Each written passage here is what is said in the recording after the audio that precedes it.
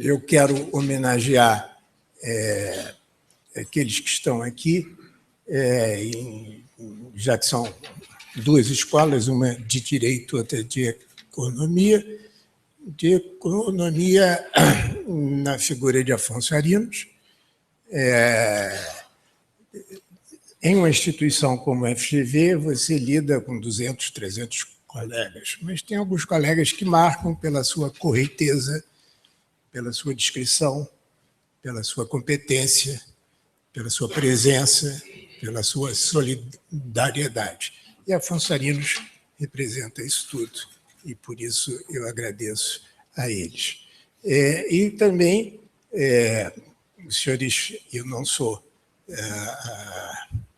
não tomo tantos riscos de não trazer um jurista de primeira linha e de homenagear ele também, que é o ex-presidente do Tribunal de Justiça do Rio, líder dos magistrados do Brasil, desembargador Marcos Fávero, com quem compartilho tudo, exceto o fato de ser Flamengo. Então, homenageio Marcos, Fávero e Arinos e homenageio vocês todos. Eu tenho dois princípios que são óbvios, mas vale a pena chamar a atenção. E duas experiências que não são tão óbvias, mas que mostram aonde eu, pessoalmente, meus colegas têm outras preocupações, onde eu, pessoalmente, gosto de tratar desses temas de reforma, né?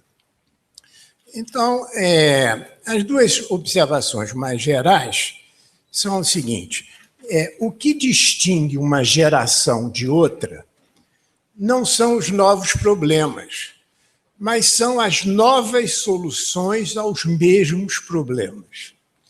Então, a questão da Previdência não é uma questão de conjuntura, é uma questão de como é que a sociedade convive, e convive com uma certa previsibilidade e segurança econômica para todos os seus membros, antes, durante e depois da vida produtiva. Então, o desafio que se coloca para a gente não é um problema, mas é a solução nova para um problema que está aí. Então, é permanente da humanidade. Esse é o primeiro ponto. O segundo ponto decorre disso. Isso não é um problema do Brasil, é um problema que não é exclusivo nosso. A China tem, os Estados Unidos têm, a social-democracia europeia tem, todos os países estão inventando isso. Estão inventando soluções, buscando. E não existe mais aquele modelo de one fits all. Um modelo serve para todos. Então, nós estamos diante de um problema permanente, de um problema global, e onde não tem uma solução única para todos. Então, é o desafio aonde eu vejo que se inclui essa nossa agenda, esse nosso seminário. Quer dizer, pensar o permanente fora da conjuntura. Esse que é basicamente o desafio nosso. E eu disse a vocês que eu ia falar de experiência, não é? Em geral, a sensação que eu tenho em casos de reforma política, reforma do judiciário, reforma da Previdência, é como se você sabe que a pessoa está doente, entra numa farmácia, a farmácia tem todas as soluções já imaginadas, tem todos os remédios já imaginados, mas falta o movimento é esse aqui, e é esse que a gente vai usar.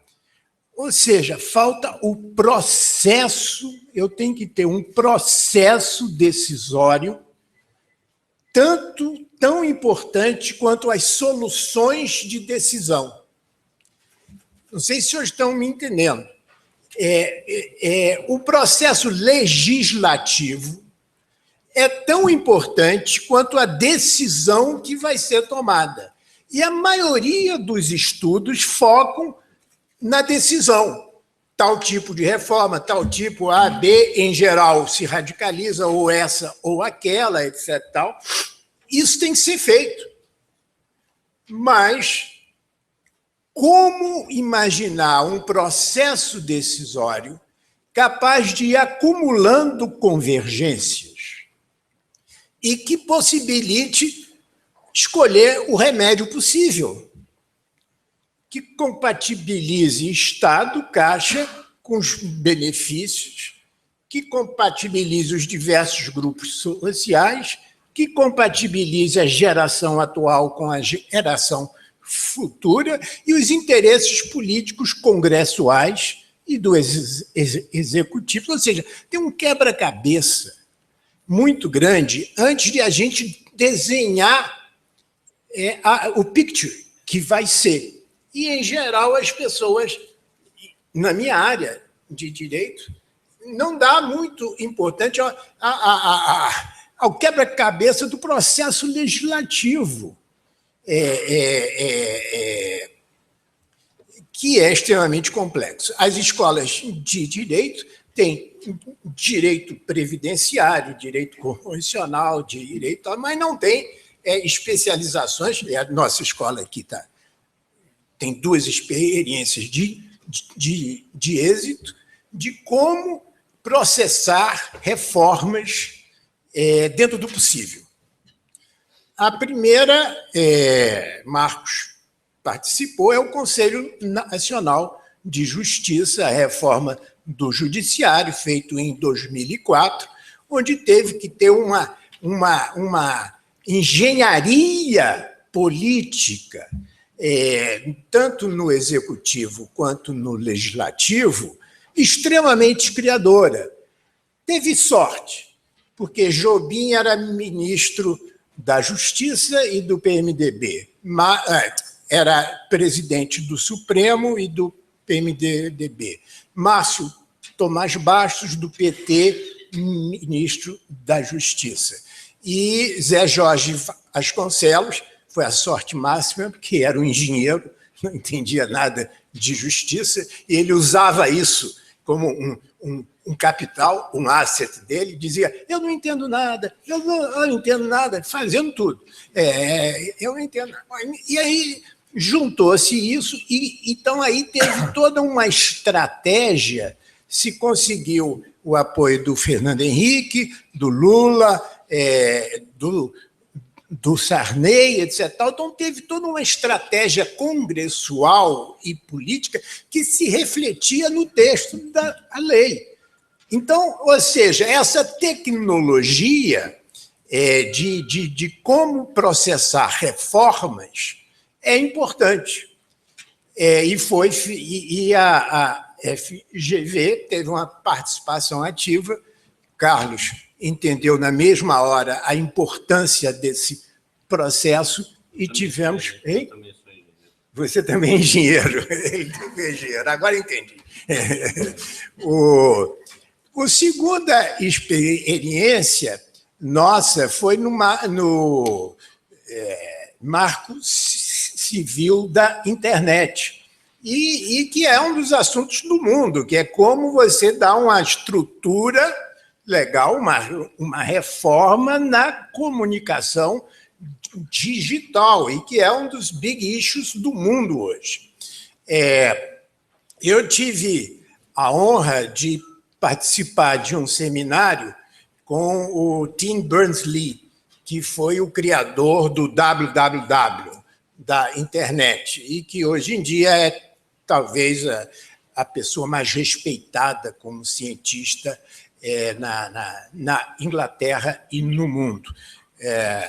só para dizer a vocês a importância dele como criador da NET, né? Ele nas Olimpíadas em Londres, quando abriu com a presença da rainha, tinha várias escadas assim sobre os grandes nomes da Inglaterra, e o primeiro de todos era o Tim Berners-Lee. E o Tim Berners-Lee disse, perguntado sobre os riscos da NET, que ele criou,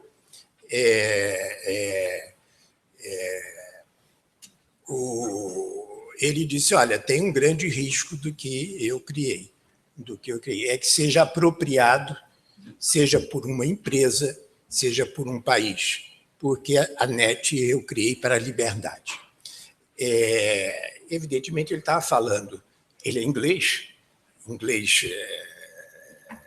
seriously English, ele estava falando da Google, uma empresa, e um país, China, que é o que ele está falando. Na mesma hora, ele disse, mas tem iniciativas como do Brasil, no Marco Civil da Internet, etc. etc. O Marco Civil da Internet foi criado nessa casa, e a mágica dele é de ele fazer uma legislação feita por cooperação via tecnologia. E isso tem um know-how que a escola detém. Então, esse tema, que eu sei que falta especialistas na área de direito e na área de economia e de engenharia, que a gente devia se debruçar também. A reforma política tem uma realidade muito simples e que, enquanto não ultrapassar essa realidade, você pode ter todas as ideias possíveis. A realidade é o seguinte, você quer que a reforma política seja feita pelos congressistas e membros do executivo, etc., que ganharam as eleições com essas normas. Qualquer outra hipótese tem mais risco para eles. Então, a reforma política, em termos de cálculo de risco individual eleitoral, é absolutamente complicada, porque eles já sabem como ganhar com essas leis. Por que mudá-lo? Então, isso aí precisa de imaginação, precisa de invenção, precisa de vocês e de líderes como Rubem, Carlos Ivan, Marcos e Afonso Arinos. Obrigado.